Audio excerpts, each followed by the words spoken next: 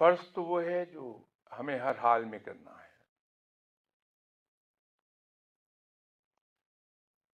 آپ اگر کہیں جاب کرتی ہیں، میں کہیں جاب کرتا ہوں،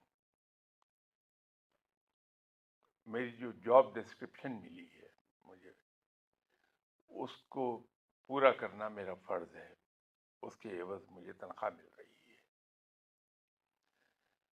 تو اس کو تھوڑا سا اور ایکسپینڈ کریں تو جو میرا امپلائر ہے، جو مجھے سیلری دے رہا ہے، اس نے میرا اتنا وقت 8 to 4 خرید لیا ہے، اور یہ اس کا حق ہے کہ میں اس کا کام کروں. اگر میں اس کا حق ادا نہیں کرتا تو میری سیلری پوری طرح سے حلال نہیں کہلائے گی.